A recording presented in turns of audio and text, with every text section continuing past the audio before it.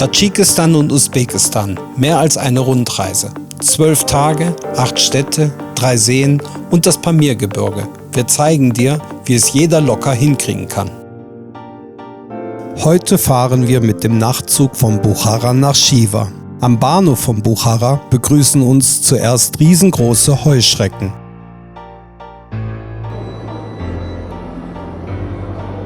Khiva liegt im Nordwesten Usbekistans, in der Provinz Khorasan, etwa 430 Kilometer von Buchara entfernt. Mit dem Zug erreichen wir unser Ziel in 6,5 Stunden, während wir schlafen. So sparen wir uns wertvolle Zeit für andere Aktivitäten ein.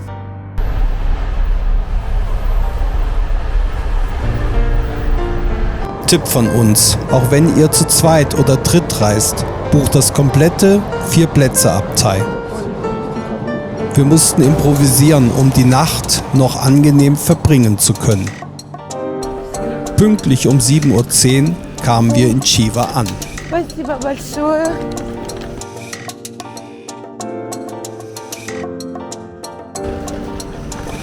Diese Stadt wurde zu unserem persönlichen Höhepunkt der Usbekistan-Reise. Reich an Geschichte, als Handelszentrum an der Seidenstraße ist Khiva für ihre gut erhaltene Altstadt berühmt und trägt den Titel des UNESCO-Welterbe. Aber auch ihre moderne Seite wächst und gedeiht, wie zum Beispiel der Lokomotiv-Erlebnispark rechts von uns. Etwa ein Zehntel der 70.000 Einwohner von Khiva lebt nach wie vor in der Altstadt. Dies trägt entscheidend zu einem lebendigen und authentischen Erlebnis der historischen Kulisse bei.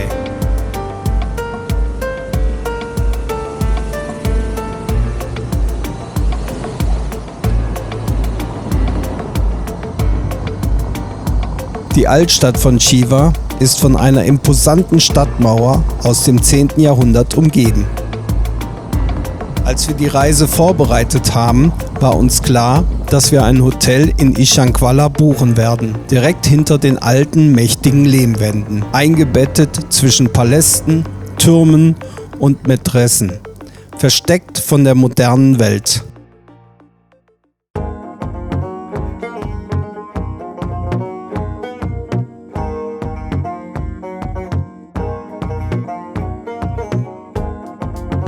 So stießen wir auf das charmante und preiswerte Hotel Tsukro.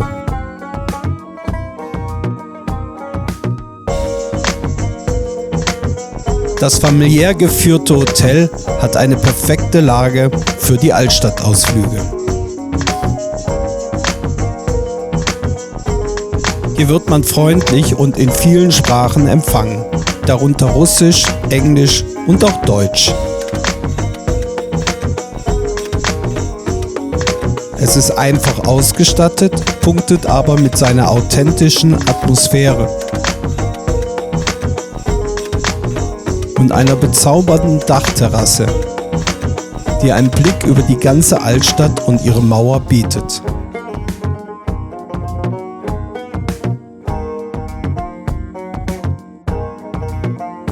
Hier genossen wir ein köstliches regionales Frühstück über den Dächern von Khiva. Ganz im Privaten. Augenblicklich wurde die Geschichte greifbar und wir fühlten uns viele Jahrhunderte in die Vergangenheit versetzt.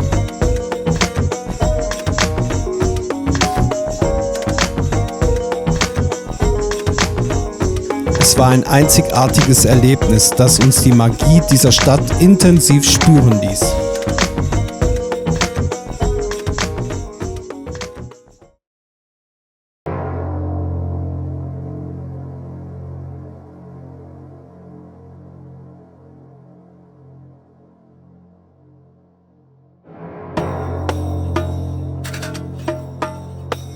Khiva liegt in der Wüste Kızılkum und ist von einer weitläufigen, trockenen Landschaft umgeben. Hier herrscht ein kontinentales Wüstenklima mit extrem heißen Sommern und kalten Wintern.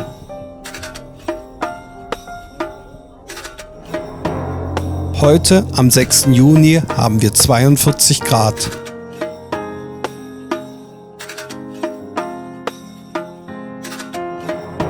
Zum Beginn wollen wir ein Tagesticket kaufen, mit dem man die meisten Sehenswürdigkeiten der Stadt besichtigen kann.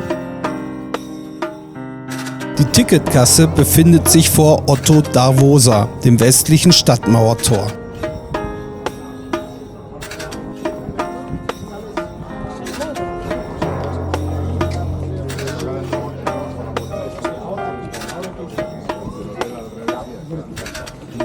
Es wurde 1806 erbaut und diente als Zollstation und Geldwechselstube.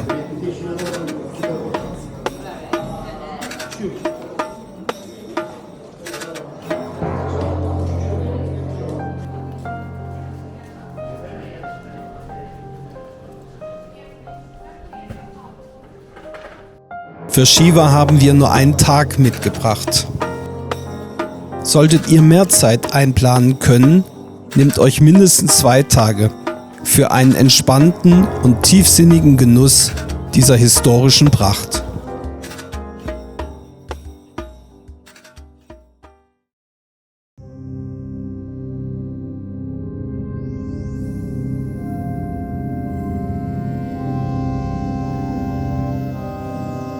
Das architektonische Ensemble Mohammed Amin Khan wird als das Wahrzeichen von Shiva angesehen und besteht aus einer Medrese und einem Minarett.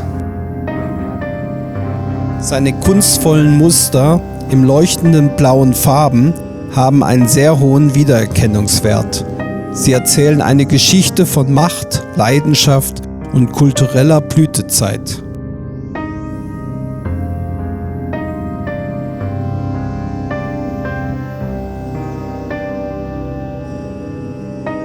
Nach einem imposanten Eingangstor öffnet sich die Mohammed Amin Khan Medrese.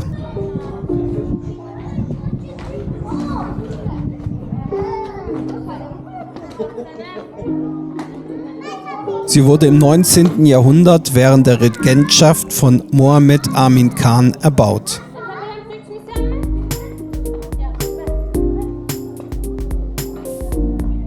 Medrese bedeutet islamische Schule. Heute hat man hier ein Hotel eingerichtet. Daneben erhebt sich das unvollendete Kalta-Minarett, die Visitenkarte der Stadt.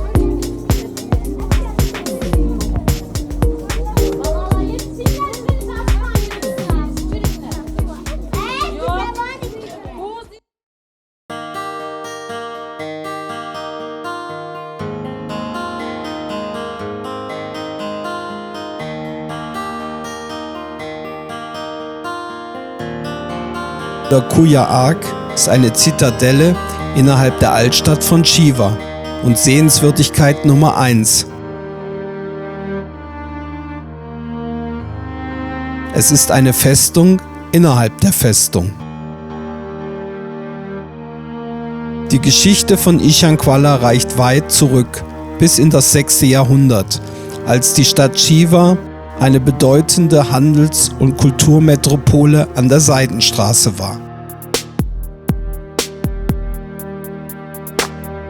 Die Festung wurde im Laufe der Jahrhunderte mehrfach erweitert und umgebaut. Viele regierende Dynastien haben hier ihre Spuren hinterlassen. Besonders während des 12. und 13. Jahrhunderts, zu der Zeit der Herrschaft des Khan von Kösen, erreichte die Festung ihre schönste Blütezeit. Vor dem Sturz des Khans durch die Bolschewiki im Jahr 1920 diente Kuya Ark als seine Residenz. Zu der Zeit umfasste das Anwesen die Khan-Moschee, das oberste Gericht, einen Empfangssaal, ein Pulver- und Waffenlager, einen Münzenhof, einen Harem und vieles mehr.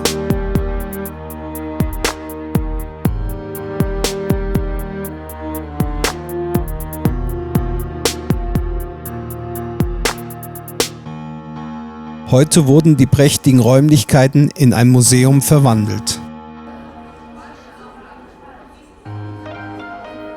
Hier können die Besucher die Geschichte der Seidenstraße erleben und die Erhabenheit der vergangenen Zeit hautnah spüren.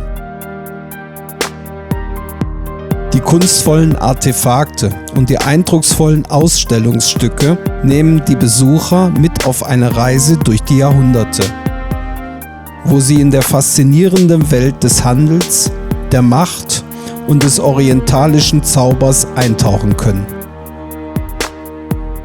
Jeder Korridor, jede Säule und jeder Bogen erzählt eine bewegende Geschichte.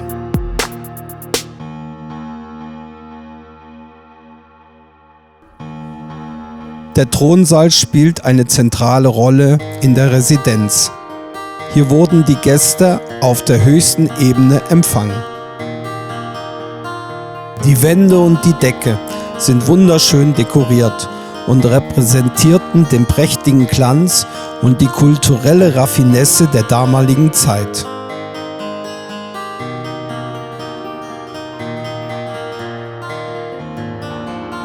Der Saal verfügt über 3 Eingänge. Jede Tür hatte eine spezifische Bedeutung und wurde für Menschen unterschiedlichen Status vorgesehen.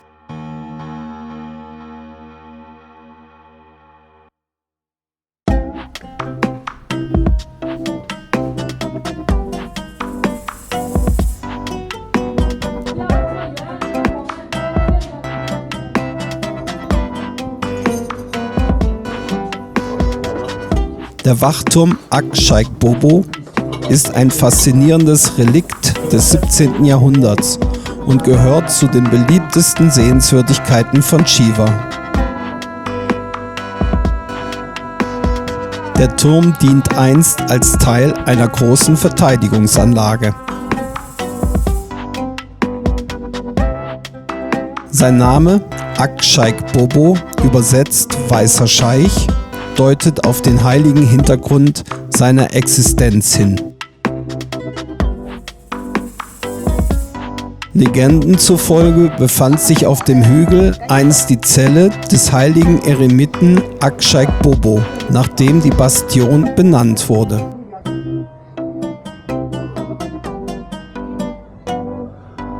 Der Turm erhebt sich über die Stadt und bietet einen atemberaubenden Ausblick.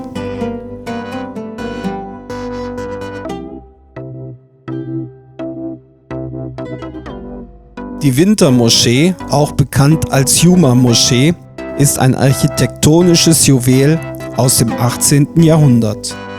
Von hier gelangt man zu dem Münzenhof, auf Usbekisch Tosh Hofli, einst ein wichtiger Ort für die Münzprägung und die Verwaltung des Finanzwesens Chivas.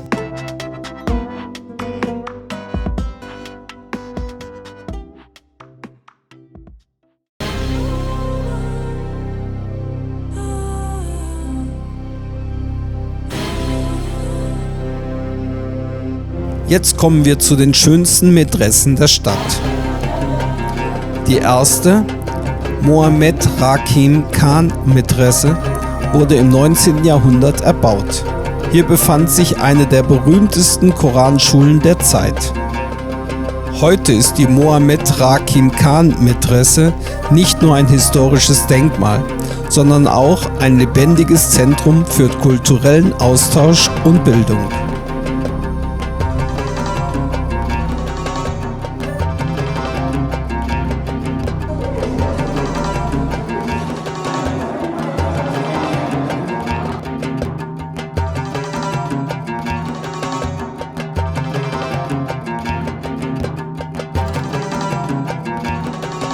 Weiter geht es in Richtung Arab Muhadmin Ghon Medrese, die im 19. Jahrhundert ein Zentrum der islamischen Gelehrsamkeit war.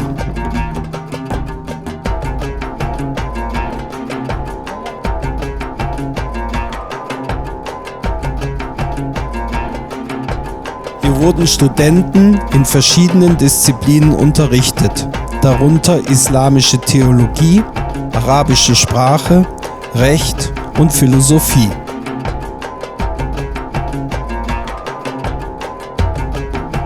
Die Medresse spielte eine wichtige Rolle bei der Ausbildung religiöser Führer und Gelehrte der Region.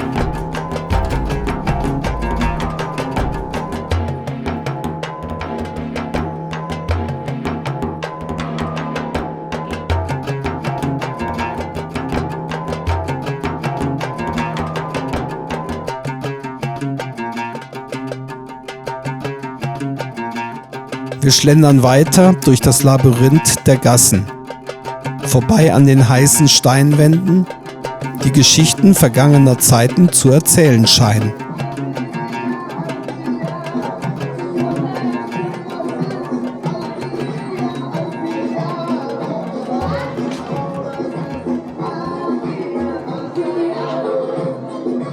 Bis wir die belebte Hauptstraße mit ihren farbenfrohen Verkaufsständen erreichen,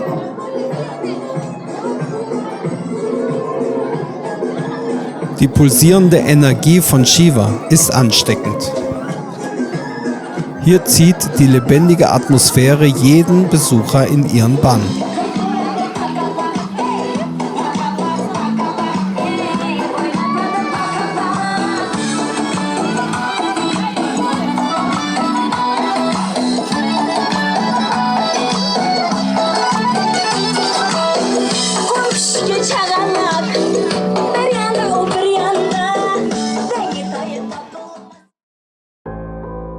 Das Mennonitenmuseum präsentiert die Geschichte der deutschen Gemeinde, die einst in dieser Region lebte.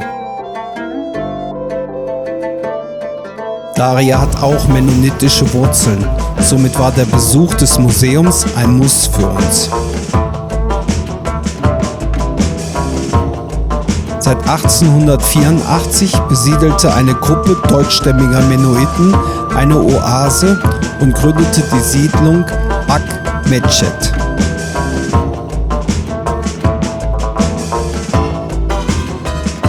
Die Siedler erwiesen sich als tüchtige Handwerker und Landwirte und genossen am Hof des Khans einen hervorragenden Ruf. 1930, während der kommunistischen Ära, wurden sie nach Tadschikistan zwangsumgesiedelt. Und siehe da, wir begegneten dem bekannten Familiennamen aus Darias genealogischen Stammbaum Penner und Jansen.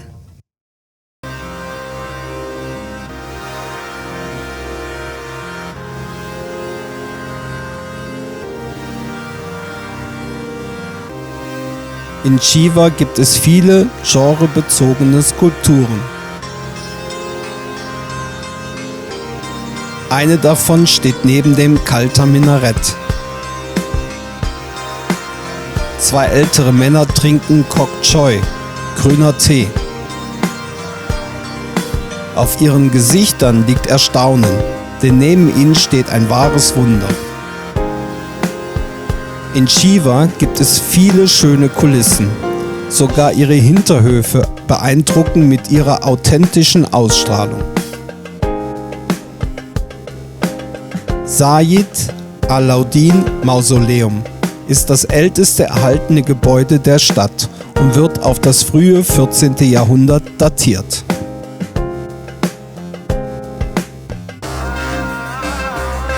Das jahrhundertealte Handwerkswissen wird auch heute noch liebevoll ausgeführt.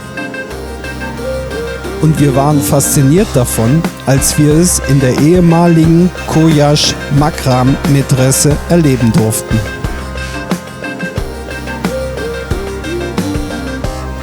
Der alte Friedhof in Shiva ist eine bemerkenswerte historische Stätte und dient als Begräbnisort für zahlreiche Gläubige und Pilger.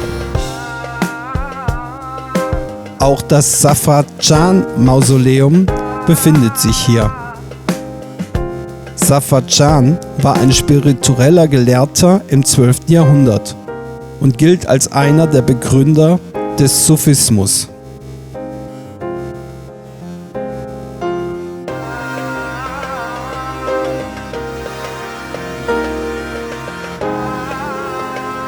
Diese Stätte zieht das ganze Jahr über Besucher an, die hierher kommen, um zu beten, zu meditieren und ihren Respekt zu zeigen.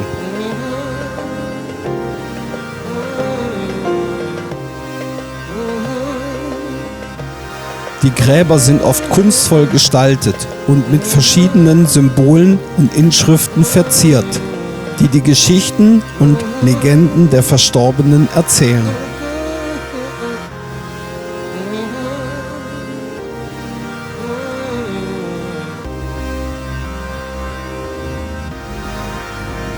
Dieser Friedhof ist ein Ort der Ruhe und der Betrachtung, der eine tiefe Verbindung zur Geschichte und Spiritualität der Region bietet.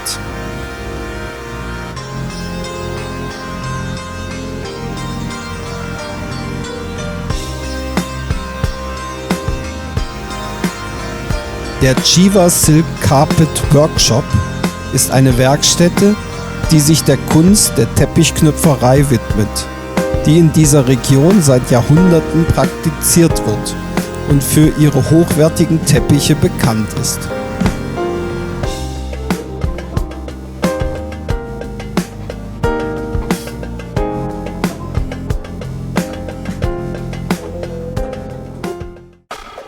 Der Khorikan-Komplex, auch als Palast der Sterne bekannt, ist ein historisches Ensemble. Es ist ein herausragendes Beispiel für die traditionelle usbekische Architektur.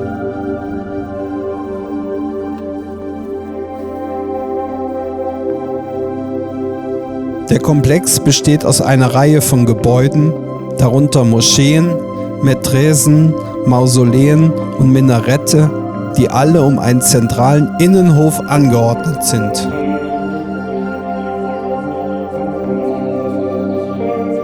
Diese Skulpturen wurden im Laufe der Jahrhunderte errichtet und spiegeln verschiedene architektonische Stile und Epochen wider.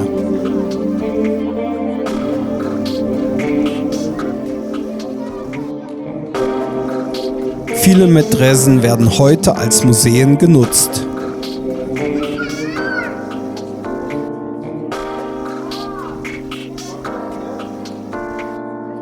Dieses Mausoleum gehört zu den wichtigsten religiösen und architektonischen Sehenswürdigkeiten der Stadt. Es wurde zu Ehren von Pahlavan Mahmud errichtet, einem berühmten Dichter, Kämpfer und Heiligen des 13. Jahrhunderts.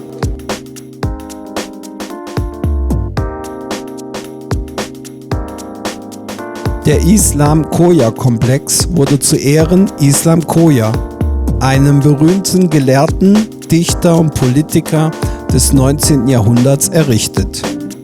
Der Komplex umfasst mehrere Gebäude, darunter eine Moschee, eine Medrese, ein Minarett und das Mausoleum von Islam Khoja.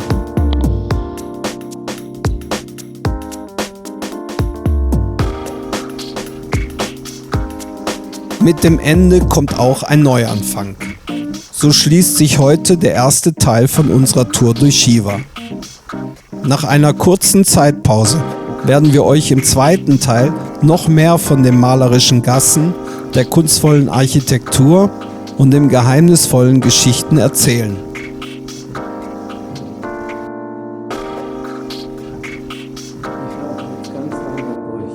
Dieses Video möchten wir mit den Worten des berühmten usbekischen Dichters Alisher Navoiy abschließen. Das Leben ist wie ein unendliches Buch und jeder Abschnitt ist eine neue Seite, die sich vor uns öffnet. Lasst uns nicht vergessen, was wir hier gefunden haben. Die Schönheit der Vergangenheit, die Weisheit der Geschichte und die unendliche Faszination des Unbekannten.